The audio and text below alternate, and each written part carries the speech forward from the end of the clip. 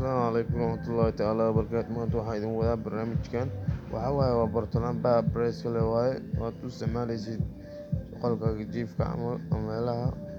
ama boroweyska camal la dabroweynayso waa u isticmaali kartaa. Waa kana hadda waan boroweynayaa bartolaanbaha markuu alaabo sida u sameyn lahayd. Waaga waa shaqaylayahay bartolaanbiin waa mana jabno waana shaqaylayahay. Marka waxaa sameynaysaa waa boroweysay waa dib shiday hadda waa ka soo saarayaa markaan furaya sida lugaha waa jilcan yahay waa toosiyey okay waa kaliya marka nalka ayaan furayaa waxaan rabaa marka baalka inaan furo gudihiisa aan fiiriyo marka aada u furayaa halka hadda la taagaa fiiriya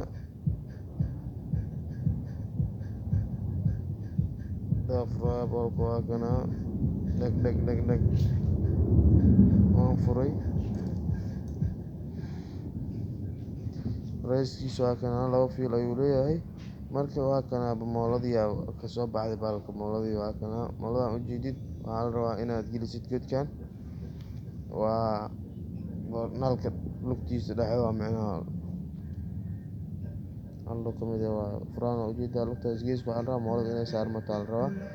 kabacdi saas ayuu ku shidmaya dabka waxaa waaye inuu isku dul wareegaa la rabaa korontadii laba lug soo gashay hal lug furaha cunaya hal lug furaha ka baxa nalka cunaya halna nalka ka soo baxay korontada cunayso macnaha isku wareeg waaye isku wareeg hadduu jiro waxay soo shaqeynaysaa korontada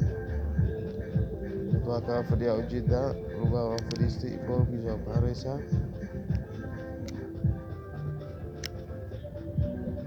boolkiisa xirtay dhagaa ka dhigtay ujeedaa hadduu shaqeynaya okay waay nalka ku xiranaysaa nalka ku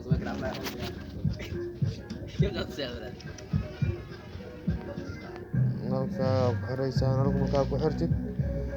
waa boroweynaysaa waa kana laba nal kalena waa soo qaadatay nal white nalka blue waaye red waaye waa kaa kii redka waa kaa ujeedaa shidmay waa dimiyey waa shiday waa ujeedaa okay waaye hadda dhag waa inuu yaa ujeediin waan ku saarayaa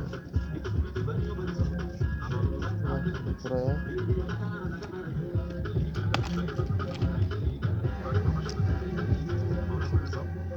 kana mid kale ku xiraya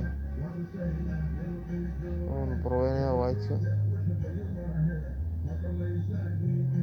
waa kana whiteka waa ujeedaa soo ifaaya cadaanka marka waa kana